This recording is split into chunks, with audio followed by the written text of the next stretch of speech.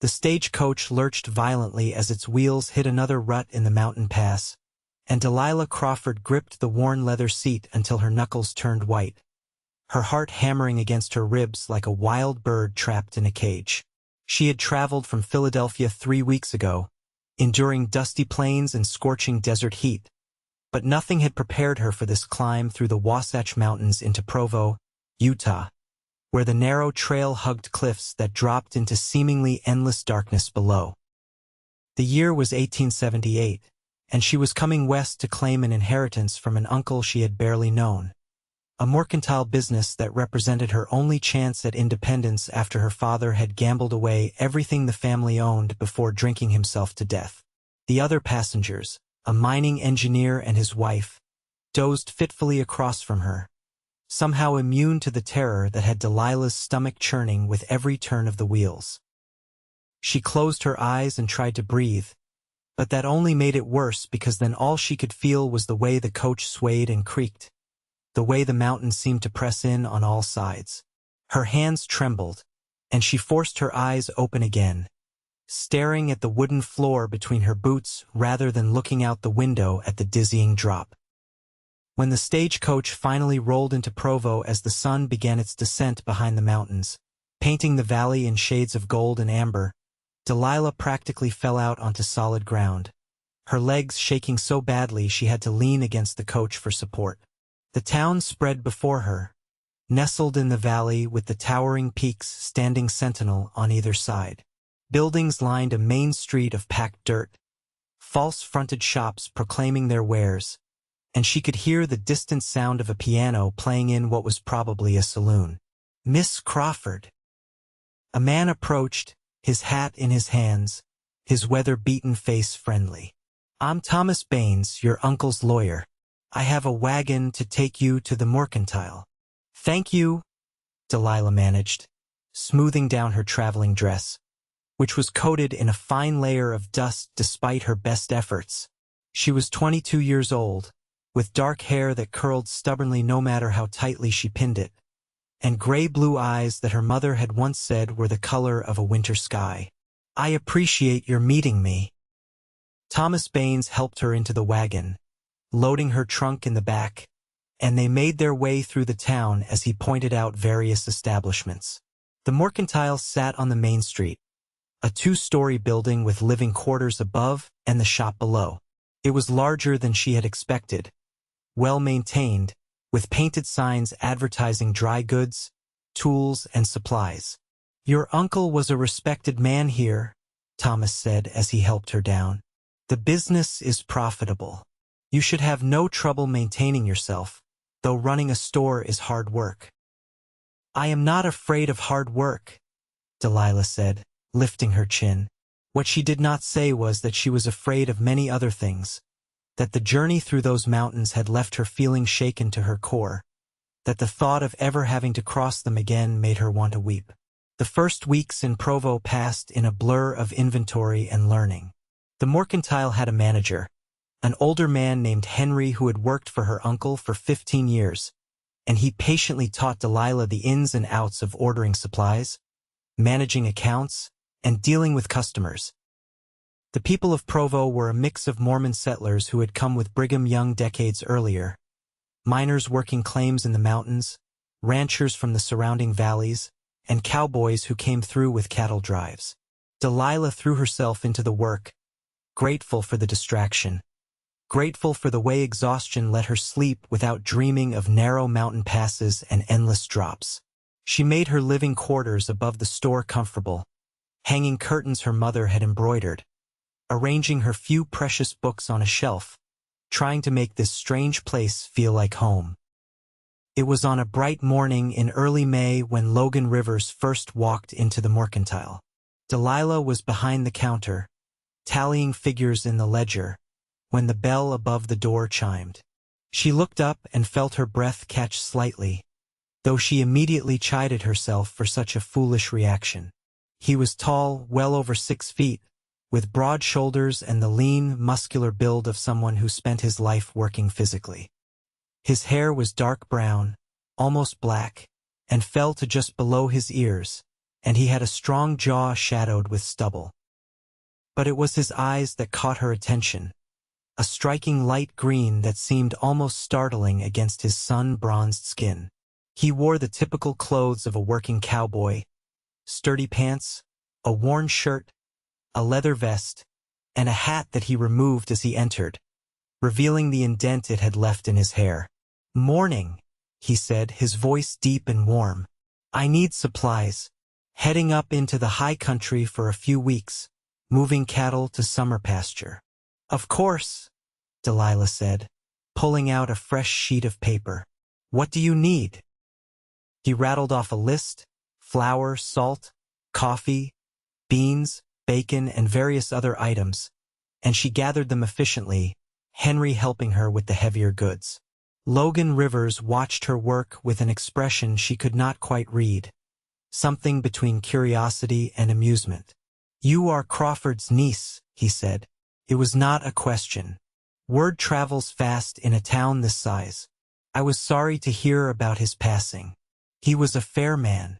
"Thank you," Delilah said, writing up the total. "I never knew him well, but I am grateful for what he left me." "You came from back east?" "Philadelphia," she confirmed. "Long journey." He paid in cash, counting out bills and coins. "How did you find the mountain crossing?" Something in her face must have given her away because his expression shifted, became more attentive. Delilah felt heat rise in her cheeks. "It was tolerable," she said, lying badly. Logan tilted his head slightly, those green eyes studying her. "You do not look like it was tolerable. You look like it scared you half to death." "I am fine," Delilah said stiffly, handing him his change. "Will that be everything?" "For now." He gathered his supplies, loading them into a canvas bag. "I will be back in a few weeks. Name is Logan Rivers, by the way. I work for the Bar 7 Ranch, north of town." After he left, Henry chuckled. "That is one of the best cattlemen in the territory. Can track anything, knows these mountains like the back of his hand. Good man, from what I have heard, though he keeps to himself mostly." Delilah nodded absently, returning to her ledger, trying not to think about those green eyes or the way he had seen through her so easily. The weeks passed, spring warming into early summer, and Delilah settled into a rhythm.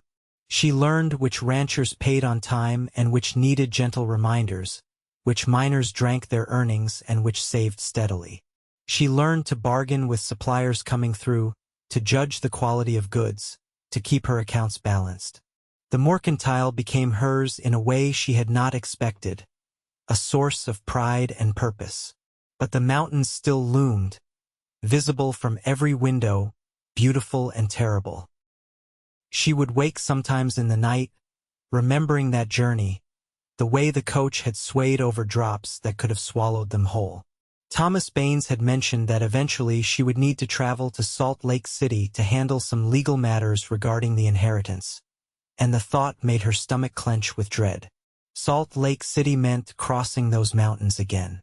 Logan Rivers returned on a Tuesday in late May, riding into town on a sturdy roan horse, leading a pack mule. He tied them outside the mercantile and came in, his face more tanned than before, his movements easy and confident. "How did the cattle drive go?" Delilah asked as he approached the counter. "Smooth as could be expected.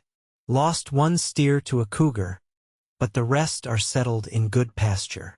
He leaned against the counter, and she caught the scent of leather and sage and something clean like mountain air. "I need some different supplies this time. Personal things, not work-related." She took down his list, gathering items: tobacco, a new leather belt, socks without holes, a bar of good soap. As she wrapped the soap in brown paper, he said, "There is a dance this Saturday at the community hall. Social event, most of the town turns out. Would you like to go with me?" Delilah looked up sharply, surprised. "I barely know you, Mr. Rivers, which is why I am asking you to a public dance, not to run off to California with me." His mouth quirked in a half-smile that did interesting things to his face. "I am a respectable working man, Miss Crawford. I am not going to cause any scandal. Just thought you might like to meet more people, get to know the town better." She hesitated. She had been invited to various social events by the women of Provo, but had declined most, too focused on learning the business. A dance sounded nice, normal, and Logan Rivers, despite her brief acquaintance with him, seemed steady and honest. "All right," she said. "That would be pleasant.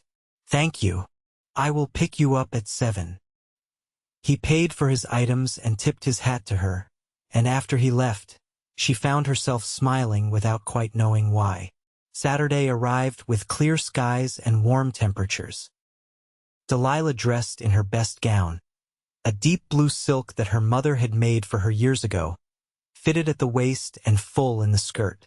She pinned her hair up carefully, allowing a few curls to frame her face, and studied herself in the mirror. She looked nervous, she decided. Excited and nervous. Logan arrived precisely at 7, riding his horse and leading another, a gentle-looking mare. "I thought we would ride rather than take a wagon," he said. "It is a nice evening." Delilah had learned to ride as a girl, though she had not been on a horse in years. Logan helped her up into the saddle, his hands steady at her waist, and they rode through the town as the sun set, turning the sky into a canvas of orange and pink. He looked different cleaned up, she noticed. He wore dark pants and a white shirt with a vest, his hair combed back, his jaw clean-shaven. He was, she had to admit, handsome in a rugged, weathered way. The community hall was already crowded when they arrived, lanterns strung along the walls casting warm light, a small group of musicians tuning their instruments. People called out greetings to Logan, and he introduced Delilah to so many people that her head spun trying to remember names. Ranchers and their wives, shop owners, miners dressed in their best clothes, young families with children running between the adults. When the music started, Logan led her onto the floor for a reel. He danced well for a cowboy, she thought, keeping time and guiding her through the steps with confidence. They spun and turned with the other couples, and Delilah found herself laughing, truly laughing, for the first time in months. "You are a good dancer," she said when they paused for refreshments. "My mother insisted I learn," Logan said, handing her a cup of punch. "Said a man should be civilized as well as capable. She was a schoolteacher before she married my father. He had a small ranch in Wyoming, where I grew up." "Why did you come to Utah?" "After they both passed, the ranch went to my older brother. I wanted to make my own way. Came here 5 years ago, worked my way up from ranch hand to foreman at the Bar 7. It is good country, hard but honest." They danced more as the evening went on, and Logan proved easy to talk to. He told her about the ranch, about the cattle and horses they raised, about the mountains that he crossed regularly moving herds between pastures. He spoke of the peaks with a familiarity and affection that she could not understand, given how they terrified her. "Do you ever get scared up there?" she asked during a slower dance, his hand warm at the small of her back. "Cautious, yes. Scared, not really. I have been crossing these mountains since I came here. You learn to read the weather, know the trails, respect what the land can do. Fear is not useful, but respect is."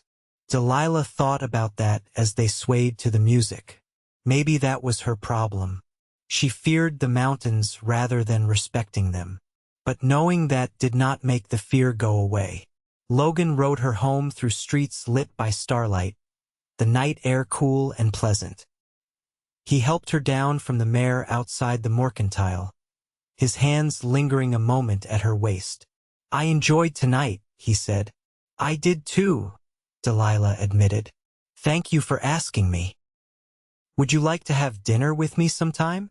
There is a decent restaurant here, or I make a fair hand at cooking if you would be willing to risk a picnic." "A picnic sounds lovely," Delilah said, surprising herself. His smile was genuine, reaching his eyes. Next Sunday then, if the weather holds. She watched him ride away, leading the mare, and climbed the stairs to her rooms feeling lighter than she had in a long time. The next week, Logan came by the mercantile twice on various errands, and each time he lingered to talk with her. She learned that he was 26 years old, that he loved the work he did but dreamed of one day owning his own ranch. He asked her about Philadelphia, about her life before coming west, and she found herself telling him things she had not planned to share, about her father's failures, about the shame and struggle of watching everything slip away, about the relief and terror of starting over in a place so foreign to everything she had known. "That takes courage," Logan said, leaning against the counter, his hat pushed back on his head. "Coming all this way alone, taking over a business you knew nothing about. That is not easy." "I did not have much choice," Delilah said. "There is always a choice. You could have stayed, married someone back there, tried to rebuild. You chose to come here and make your own way. That matters." His words stayed with her, warming something that had been cold inside for too long. Sunday dawned beautiful, and Logan arrived at noon with a horse for her and a packed saddlebag. They rode out of town, following a creek that wound through the valley, the water clear and cold from mountain snowmelt. Wildflowers dotted the meadows, yellow and purple and white, and birds sang in the cottonwood trees lining the water. Logan found a spot in a grove of trees, spreading a blanket and unpacking food he had clearly put effort into. Fresh bread, cheese, smoked venison, early strawberries, and a bottle of cold cider. They ate and talked, the conversation flowing easily, and Delilah realized she was more relaxed than she had been in months, maybe years. "Can I ask you something?" Logan said, lying back on the blanket. His hat tipped over his eyes against the sun. "Of course."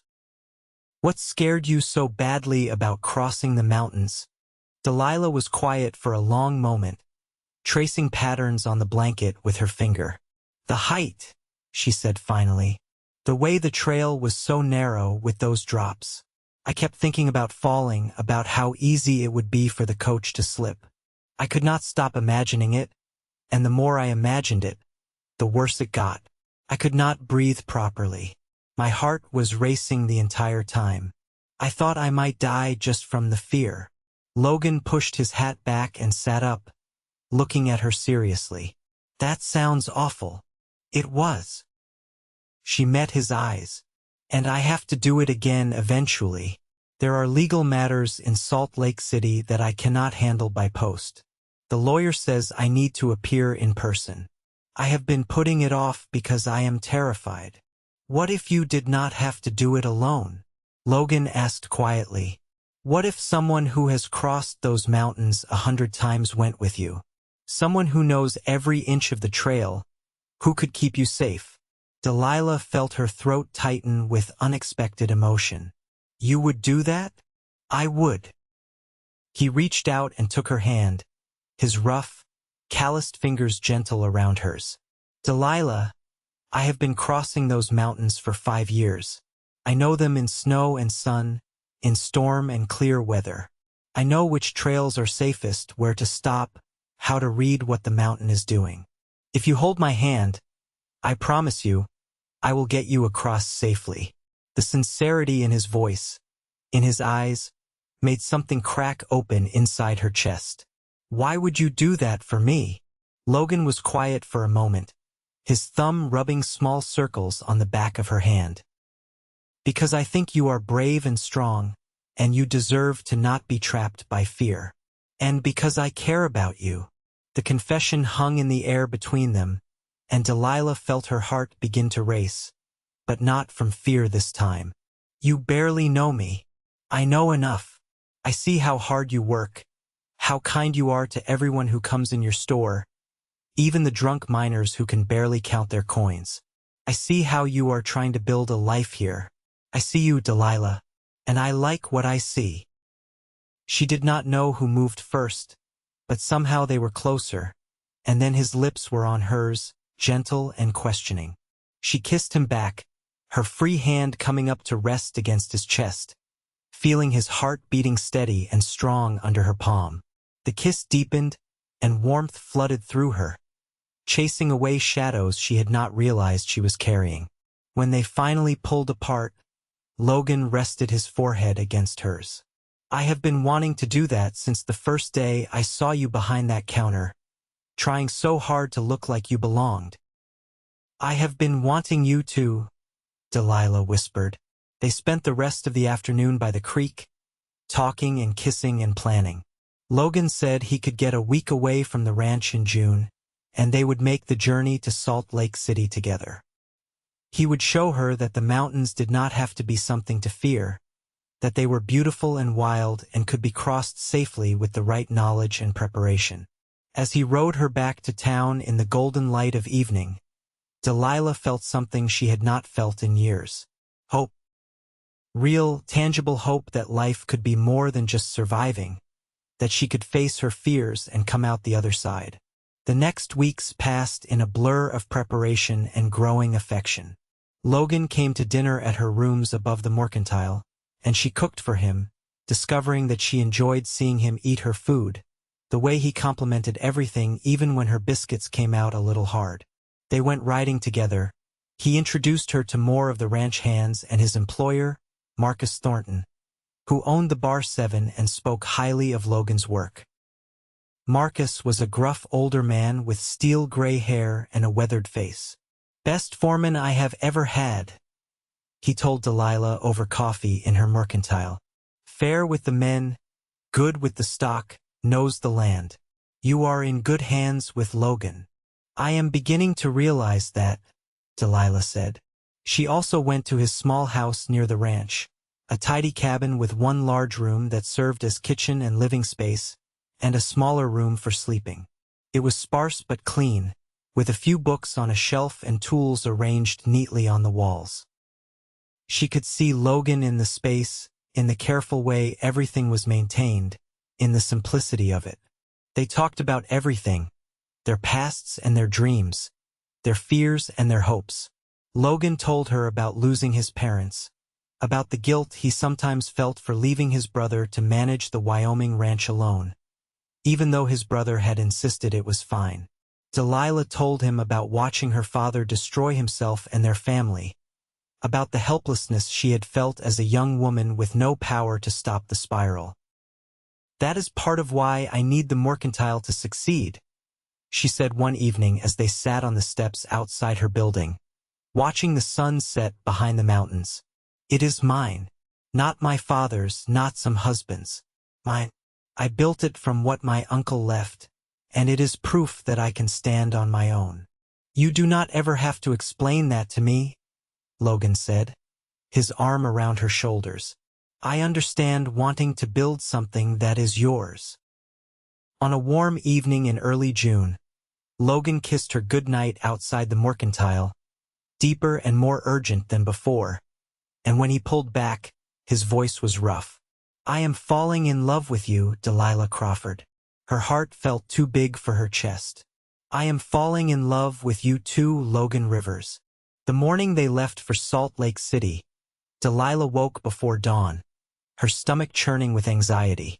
She had been preparing for this mentally and physically, but now that the day was here, the fear was back in full force.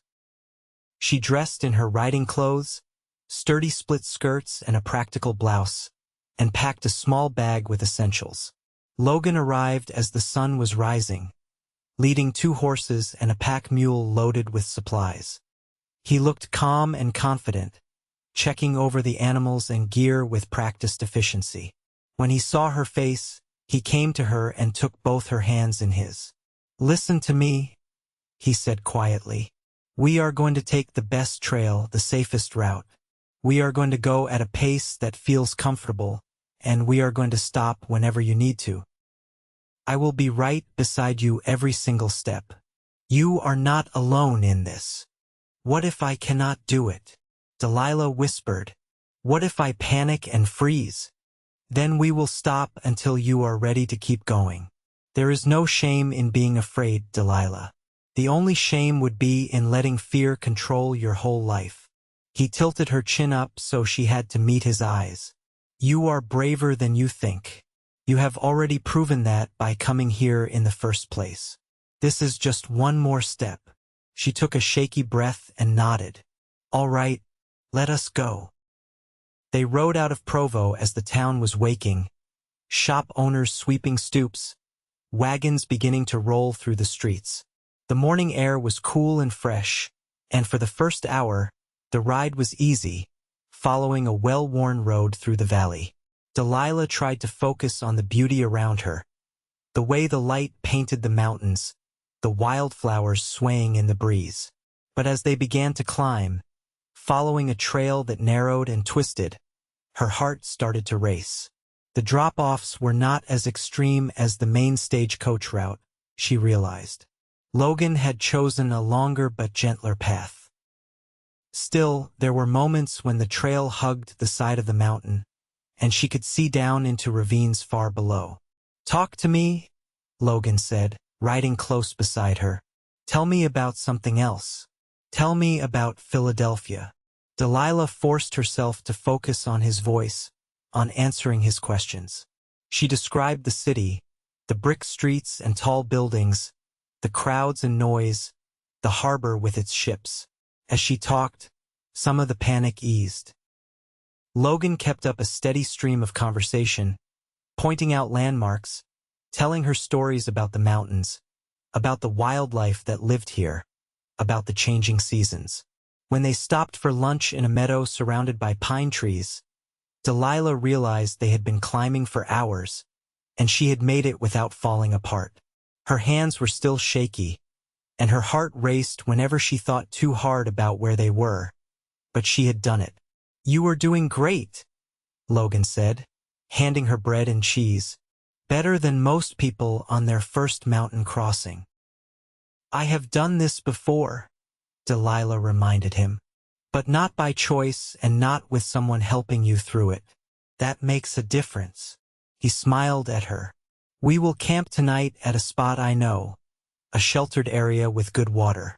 Tomorrow we will cross the highest point, and then it is downhill to the city. That night, Logan set up a camp with a practiced ease that spoke of years of outdoor living. He built a fire, cooked a simple but hot meal, and laid out bedrolls on opposite sides of the fire, respecting propriety even in the wilderness.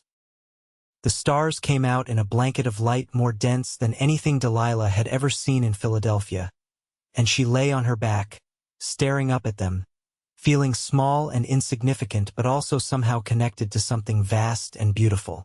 Are you all right? Logan asked from across the fire. I think so. Today was hard, but not as bad as I feared. Tomorrow will be harder, he said honestly, but I will be right there. And Delilah, I am proud of you. She fell asleep listening to the crackle of the fire and the distant call of an owl, feeling safer than she had any right to feel in the middle of the mountains. The next day tested her in ways she had not anticipated. The trail climbed steeply, switching back and forth up the mountainside. There were sections where they had to dismount and lead the horses, and Delilah's legs ached from the effort. But the real trial came when they reached the highest pass, where the trail was narrow and the drop-offs were on both sides.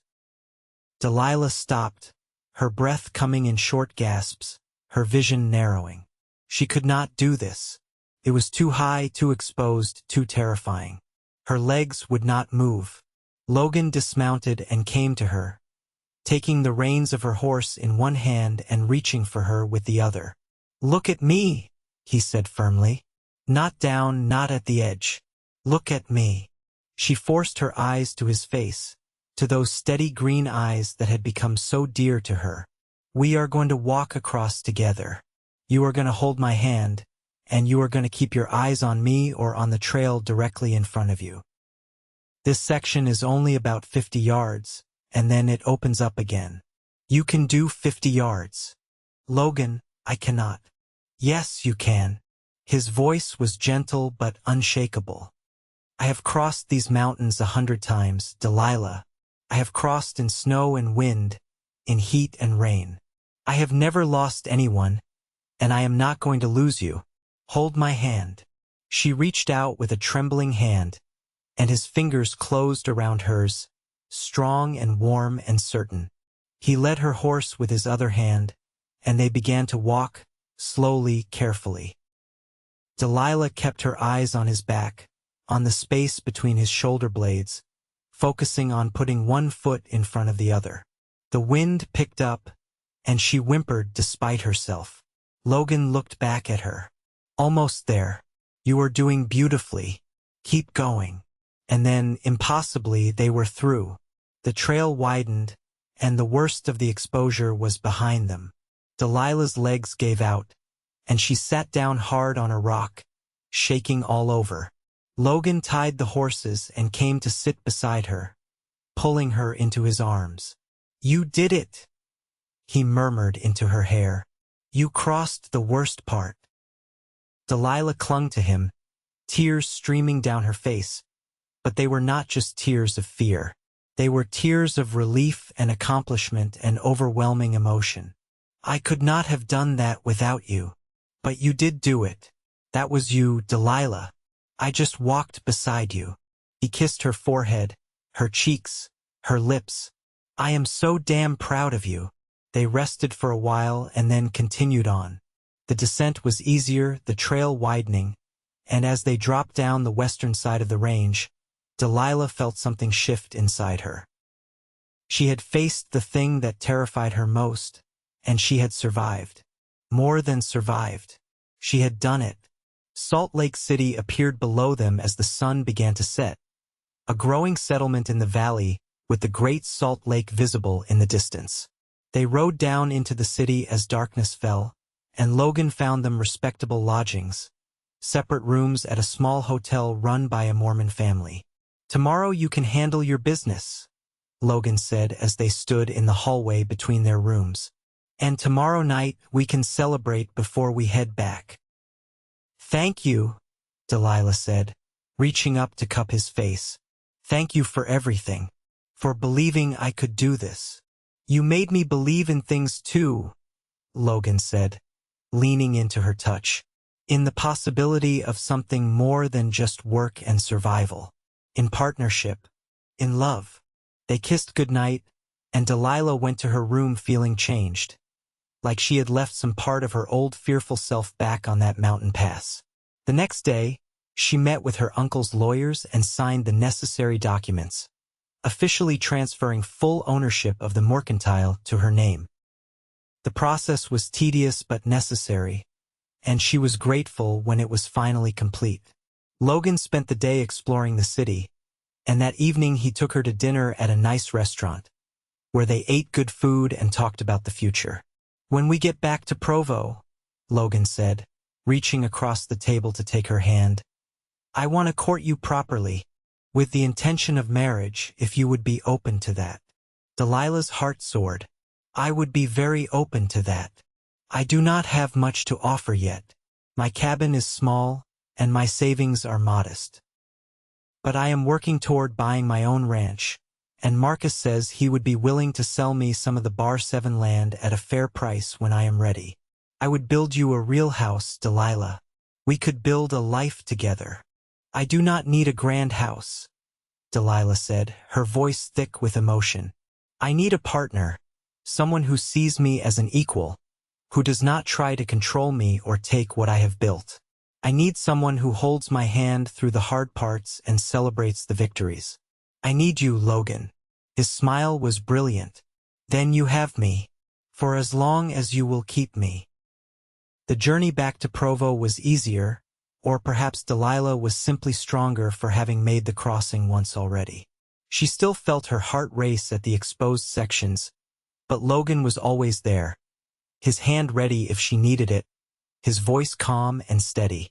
They camped again under the stars, and this time when the fire burned down to embers, Logan came to her bedroll and held her, just held her, and she felt safe in a way she never had before. When they rode back into Provo, the town felt like coming home. Delilah returned to the mercantile with a renewed sense of purpose, and Logan went back to his work at the bar 7. But now there was an understanding between them, a promise of a future together. Logan came to dinner twice a week, and Delilah went to social events with him as his acknowledged sweetheart. The town accepted them as a couple, and she began to feel truly woven into the fabric of the community. She joined a women's group that met monthly, contributed to fundraising efforts for a new schoolhouse, and even began teaching basic reading to some of the minors who had never had the opportunity to learn. In July, during a particularly warm evening, Logan took her riding up into the foothills, to a spot with a view of the entire valley spread below them. The sun was setting, painting everything in shades of gold and rose, and he dismounted and helped her down, then took both her hands in his. "Delilah Crawford," he said, his voice steady but his eyes bright with emotion. "You are the strongest, bravest, most remarkable woman I have ever met. You have made me believe in the possibility of a real partnership, a true meeting of equals. I love you with everything I am, and I want to spend my life showing you that every single day. Will you marry me?" He pulled a simple gold ring from his pocket, and Delilah saw that it had a small stone set in it, a piece of turquoise the color of a summer sky. "Yes," she said, tears streaming down her face. "Yes, Logan, I will marry you." He slipped the ring onto her finger and kissed her deeply, and as they stood there on the hillside with the valley spread below them and the mountains rising on all sides, Delilah felt a completeness she had never imagined possible. These mountains that had once terrified her had brought her to this man, to this life, to this moment. They were married in September, as the aspens turned gold on the mountainsides and the air took on the crisp edge of autumn.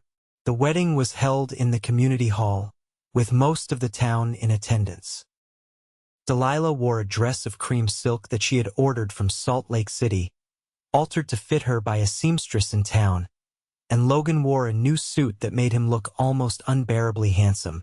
Henry walked her down the aisle, since she had no family present, and when Logan took her hands and spoke his vows, his voice shook with emotion. "I promise to be your partner in all things," he said, "to support your independence and celebrate your strength, to hold your hand through the hard times and rejoice with you in the good, to love you fiercely and faithfully for all of my days." Delilah spoke her own vows through happy tears. "I promise to be brave with you beside me, to build a life with you that honors both of us, to trust you with my fears and my dreams, to love you with everything I am, now and always." When they kissed as husband and wife, the entire room erupted in applause and cheers. The reception was a joyful chaos of music and dancing and food. Marcus Thornton toasted them, saying that he was losing the best foreman he had ever had because Logan had decided to take him up on the offer to buy land and start his own ranch. "But I am happy for him," Marcus said, raising his glass. "He has found a remarkable woman, and they are going to build something beautiful together." Logan had told Delilah about his decision just days before, and they had talked long into the night about what it would mean. He had enough saved to buy a good piece of land for Marcus, with grazing rights to additional acreage, and to start a modest herd. It would be hard work, building from nothing, but they would do it together. "I know the mercantile is important to you," Logan had said. "I am not asking you to give it up. Henry can manage the day-to-day operations, and you can still oversee it. We will build the ranch house close enough to town that you can ride in when needed. This is our partnership, Delilah, both of our dreams." Now, dancing with her husband at their wedding reception, Delilah felt the rightness of it all. She was not giving up her independence. She was choosing to share her life with someone who valued her as an equal, who wanted her strength, not her submission.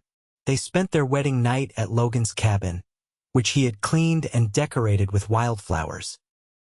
He carried her over the threshold, and they made love slowly and tenderly, learning each other, celebrating the commitment they had made.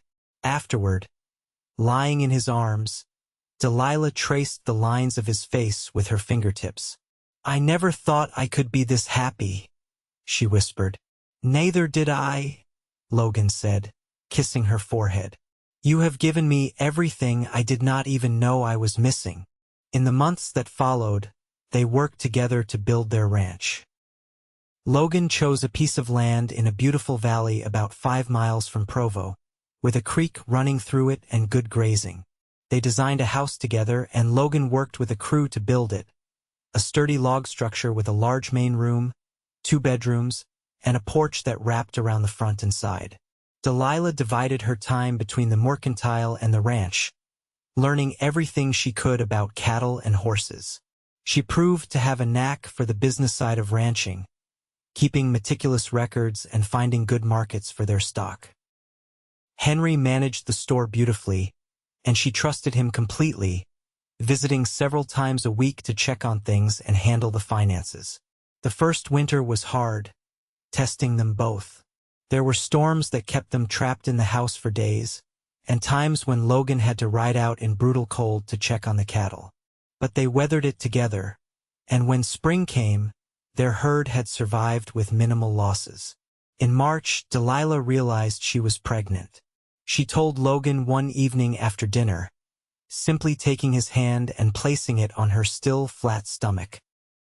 His eyes widened and then filled with tears. "We are having a baby?" he said, his voice hoarse. "We are having a baby." He pulled her into his arms and held her for a long time, and when he finally spoke, his voice was thick with emotion. "I am going to be a father. We are going to be a family." The pregnancy progressed smoothly. Delilah continued her work for as long as she could, and Logan became almost comically protective, worrying every time she lifted anything heavy or rode into town. She found it endearing rather than suffocating, because she knew it came from love, not a desire to control. Their son was born on a November evening, as the first snow of the season began to fall. The labor was long and difficult, but the midwife from town was skilled, and Logan stayed with Delilah throughout, holding her hand, supporting her through the pain. When the baby finally arrived, crying lustily, Logan cut the cord with shaking hands and then cradled his son with a look of absolute wonder. "He is perfect," he whispered. "Delilah, he is perfect." They named him James, after Logan's father, with the middle name Thomas for Delilah's mother's maiden name. He had his father's dark hair and his mother's gray-blue eyes, and from the first moment, he had them both wrapped around his tiny fingers. The first years of James's life were a blur of sleepless nights and endless laundry, of learning to be parents while still running both the mercantile and the ranch. But they managed, supporting each other, splitting responsibilities, building the kind of partnership they had promised each other. Henry continued to manage the store brilliantly, eventually buying a partial ownership stake that made him fully invested in its success. When James was 2, Delilah became pregnant again, and this time they had a daughter, born on a warm spring evening. They named her Catherine, called her Kate, and she was the image of her mother with dark curls and a stubborn streak that made Logan laugh. As their family grew, so did the ranch. Logan built a reputation for honest dealing and quality stock, and they expanded gradually, buying more land, increasing their herd. Delilah discovered that she enjoyed the ranch life more than she had ever expected. The rhythm of the seasons, the satisfaction of watching something grow from their combined efforts. On a summer evening when James was 5 and Kate was 3, Logan and Delilah sat on their porch watching the children chase fireflies in the gathering dusk.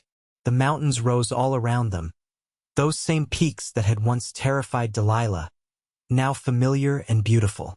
"Do you ever regret it?" Logan asked, his arm around her shoulders. "Choosing this life, coming west, all of it?" Delilah leaned into him, thinking about the frightened young woman who had gripped the stagecoach seat and prayed to survive the crossing. "Not for a single moment. Coming here, crossing those mountains, it brought me to you. It brought me to this life. I would not change any of it. Even the fear, especially the fear, taught me that I was stronger than I knew. And it taught me that asking for help, accepting a hand when it is offered, is not weakness. It is wisdom. She turned to look at him. You gave me that, Logan. You held my hand and showed me I could face what scared me most. He kissed her softly. We gave each other a lot of things. You gave me a home, a family, a purpose beyond just working. You gave me love. They sat in comfortable silence, watching their children play, and Delilah thought about all the years that stretched ahead of them. There would be more challenges, she knew. Life was never simple, but they would face whatever came together hand in hand. The years continued to pass, marked by small moments and large milestones. James grew tall and serious, with his father's love of the land and his mother's head for business. Kate was bright and fearless, always asking questions, always pushing boundaries. When James was 8, they had another child, another boy they named Daniel, who was quiet and gentle and loved animals with a passion that suggested he might become a veterinarian. The ranch prospered, becoming one of the most successful in the territory. Delilah eventually sold the mercantile to Henry outright, deciding that her energy was better spent on the ranch and her family, though she stayed involved in town affairs and continued her work with the literacy program. Logan taught all of his children to ride and to respect the mountains. When James was 10, Logan took him on his first crossing to Salt Lake City, the same trail that Delilah had once crossed in terror. James returned full of stories about the heights and the views, and Delilah watched her son's excitement with a mixture of pride and remembered fear. But the fear was different now. It was a healthy caution, a respect for danger, not the paralyzing terror it had once been. She had crossed those mountains dozens of times since that first journey with Logan, and while she still felt her heart beat faster at the exposed sections, she no longer felt like they would destroy her. They were simply part of the landscape of her life. When Kate was 12, she announced that she wanted to learn to track and hunt like her father. Logan raised an eyebrow but agreed, and Delilah watched with amusement as her daughter proved just as capable as her brothers at outdoor skills. Kate had no patience for the domestic arts, but she could ride like the wind and shoot straight, and she had a natural gift for reading the land. She reminds me of you, Delilah told Logan one evening. She is nothing like me. She is loud and bold and never stops talking. Delilah laughed. I mean her spirit, her confidence in her abilities, her love of the mountains. Logan smiled. Well, she certainly did not get her fear of heights. No, Delilah agreed. She did not, and I am grateful for that. As Utah moved toward statehood in the 1890s, the territory changed around them. The railroad brought more settlers, towns grew larger, and the wild frontier began to feel less wild. But in their valley, with the mountains rising on all sides, Logan and Delilah built a life that felt timeless. They celebrated their 20th wedding anniversary with their children, now young adults finding their own paths. James had married a rancher's daughter from a neighboring valley and was building his own place on a piece of land Logan had given him. Kate, at 18, announced that she was going to study at the new agricultural college, determined to learn modern ranching techniques. Daniel, at 12, was still deciding what he wanted, but showed a deep gentleness and wisdom beyond his years. 20 years, Logan said, raising a glass of cider at dinner. 20 years since I convinced a terrified woman to trust me in the mountains. You did not convince me, Delilah corrected with a smile. You showed me I could trust you. There is a difference. 20 years of her correcting me? Logan continued, making everyone laugh. But also 20 years of partnership, of love, of building something together that is stronger than anything I could have built alone. Delilah, you have made my life richer than I ever dreamed possible. Here is to 20 more years. They clinked glasses, and Delilah felt her eyes fill with happy tears. She looked around the table at her family, at the children they had raised together, at the man who had held her hand through every challenge, and felt a gratitude so profound it took her breath away. The years continued their steady march. James and his wife had children, making Logan and Delilah grandparents. Kate graduated from college and returned to help run the ranch, bringing new ideas and methods that increased their efficiency and profits.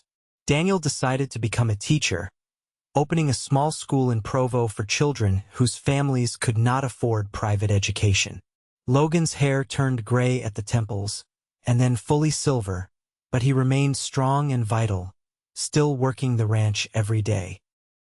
Delilah found lines appearing around her eyes and silver streaking her dark hair, but Logan told her she was more beautiful than ever, and when he looked at her, she believed him. They took to spending evenings on their porch, watching the sun set behind the mountains, talking about everything and nothing. Sometimes their grandchildren would visit, and the house would fill with noise and laughter. Other times, it would be just the two of them, sitting in companionable silence. "Do you remember that first crossing?" Delilah asked one evening when they were in their 50s. "When I was so afraid I could barely breathe?" "I remember," Logan said, taking her hand. "I remember thinking that I would do anything to help you, even though I barely knew you. Something about you just pulled at me." "You saved me that day," Delilah said softly. "Not just from the mountains, but from a life lived in fear. You showed me I could be brave." "You were always brave," Logan corrected. "I just walked beside you while you proved it to yourself." Delilah leaned her head on his shoulder, looking out at the mountains that had once terrified her and now felt like home. "I love you, Logan Rivers. I have loved you for more than half my life now, and I will love you for whatever time we have left. And I love you, Delilah Rivers. You are my heart, my home, my everything." They sat together as the stars came out, hand in hand, two people who had found each other in a wild and beautiful place and built a life of love and partnership. The mountains rose around them, eternal and strong, and Delilah no longer felt fear when she looked at them. She felt only gratitude. For the peaks that had once terrified her had led her to the man who held her hand, who showed her she was stronger than she knew, who loved her fiercely and faithfully through all their years together. And that, she thought, was a gift beyond measure. As they grew older, Logan and Delilah remained active in their community and on the ranch, though they gradually turned over more of the daily operations to Kate, who proved to be a brilliant manager. James's ranch flourished, and he became a respected voice in the state's agricultural community. Daniel's school grew, eventually becoming funded by the state, and he married a kind woman who shared his passion for education. On their 30th anniversary, their children and grandchildren threw them a party at the ranch, with neighbors and friends coming from all over the territory. There was music and dancing and food, and speech after speech about what Logan and Delilah meant to the community. But the moment that touched Delilah most was when Kate stood and raised her glass. "My mother came to this territory afraid," Kate said, her voice carrying across the crowd. "Afraid of the mountains, afraid of this strange place, afraid of starting over. But she did it anyway. She crossed those mountains, she built a business, and then she built this ranch with my father. She taught me that being afraid does not mean you are weak. It means you are human, and facing your fear, that is what makes you strong." To my parents, who have shown all of us what true partnership looks like. The crowd cheered, and Logan pulled Delilah close, kissing her soundly to the delight of their grandchildren. 30 years, he murmured, and I would live them all again. "As would I," Delilah said. "Every moment, every challenge, every joy, all of it." They continued their life together, weathering the changes that came with age. Logan's joints grew stiff from a lifetime of hard work, and Delilah's eyes began to need spectacles for close work. But they remained partners in every sense, making decisions together, supporting each other, finding joy in small moments. When Logan was 65, he took a bad fall from a horse, breaking his leg in 2 places. It was the first time Delilah had seen him truly vulnerable, and she cared for him with a fierce tenderness during his recovery. He chafed at being bedridden, but she was relentless in making sure he followed the doctor's orders. "You are a tyrant," he grumbled one afternoon. "I am your wife," Delilah corrected, fluffing his pillows with perhaps more force than necessary. "And you are going to heal properly if I have to tie you to this bed. Is that a promise?" he asked with a waggle of his eyebrows, and she swatted him with a pillow, but she was laughing. He healed slowly but completely, and they celebrated by taking a trip to Salt Lake City, just the 2 of them. They rode the same trail they had crossed so many times, and at the highest pass, Logan stopped and helped Delilah down from her horse. "Remember this spot?" he asked. "How could I forget? This is where I thought I would die of fear, and where you held my hand and walked me through." Logan pulled her close. "This is where I knew I wanted to spend my life with you. Right here, watching you be braver than you believed possible. I knew you were extraordinary." They stood together on that mountain pass, 60-something and gray-haired, and kissed like they were young again. The mountains rose around them, beautiful and eternal, and Delilah thought about all the crossings they had made, both literal and figurative. All the fears they had faced, all the challenges they had overcome, always together, always hand in hand. As they grew into their 70s, they slowed down but never stopped. They spent long hours on their porch, surrounded by grandchildren and eventually great-grandchildren. They told stories of the old days, of building the ranch from nothing, of the hard winters and good summers, of the life they had created together. Logan's health began to decline when he was 78, his heart growing weak. The doctor said there was nothing to be done. It was simply the wearing out that came with a long life well lived. Logan accepted this with a calmness that broke Delilah's heart, but also made her proud of his courage. On a spring evening, with the windows open to let in the scent of blooming apple trees, Logan lay in their bed with Delilah beside him. Their children and grandchildren had visited earlier, saying their goodbyes, though no one spoke that word. Now it was just the 2 of them as it had been at the beginning. "I have had a good life," Logan said, his voice weak but clear. "Better than I ever dreamed possible. And it was all because of you. We built it together," Delilah said, holding his hand, her tears falling freely. "Everything we did as partners." "Delilah," he said, squeezing her fingers with what strength he had left. "You made me believe in love. Real, lasting, true love. You gave me everything. And you gave me courage," she whispered. "You held my hand and showed me I could face anything. I love you, Logan Rivers. I have loved you for 45 years, and I will love you beyond this life. I will wait for you," he said, his eyes finding hers. "On the other side of whatever mountain comes next. I will wait for you, and when you cross over, I will be there to hold your hand." He died peacefully that night, with Delilah holding him, and though her heart shattered with grief, there was also a strange peace in it.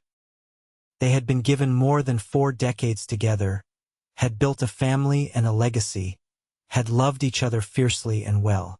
There was sorrow in the ending, but also gratitude for all the years they had shared. Delilah lived for another 8 years, watching her family continue to grow and thrive. The ranch passed to Kate, who ran it with skill and innovation. James's children took over his ranch, and Daniel's school became one of the best in the state. She became a matriarch, a keeper of stories, a link to the past. But she never stopped missing Logan, never stopped feeling his absence like a physical ache. She kept his hat on a hook by the door, his coffee cup on the shelf. She would sit on the porch in the evenings, talking to him as if he were still beside her, telling him about the grandchildren and great-grandchildren, about the changes in the territory that became a state, about all the small moments he was missing. When Delilah was 86, she grew ill with pneumonia. The doctor said she was simply worn out, her body ready to rest after a long and full life. Her children gathered around her, and she smiled at each of them, told them how proud she was, how much she loved them. On her last evening, Kate sat beside her bed, holding her hand. "Are you afraid, Mama?" she asked softly. Delilah shook her head slightly. "No, sweetheart, I am not afraid. Your father is waiting for me, just like he promised. He will be there to hold my hand as I cross this last mountain. And that makes all the difference." She died peacefully that night, surrounded by love, and those who were there said that in her last moments, she smiled as if seeing something beautiful. They buried her next to Logan on a hillside overlooking the ranch they had built together, with the mountains rising on all sides. The headstones were simple, giving their names and dates, but Kate added words below her mother's name that everyone agreed were perfect. She was afraid of crossing mountains. He said, "I have crossed 100 times. Hold my hand." And together they crossed them all. The ranch continued for generations, a testament to what two people could build when they chose to face their fears together, when they supported each other as true equals, when they loved with everything they had. And every person who worked that land, who walked through that valley, was walking in the footsteps of a great love story. A story of a woman who was brave enough to ask for help, and a man who was strong enough to offer it. A story of partnership and respect, of facing fears and building dreams, of holding hands through every mountain they had to cross. A story that began with terror and ended with a love that transcended death itself. And in the hearts of all who knew them, Logan and Delilah Rivers lived on, forever young, forever crossing that mountain pass together, hand in hand, showing everyone who came after that love, true love, could conquer any fear and cross any mountain, as long as you never let go of each other's hands.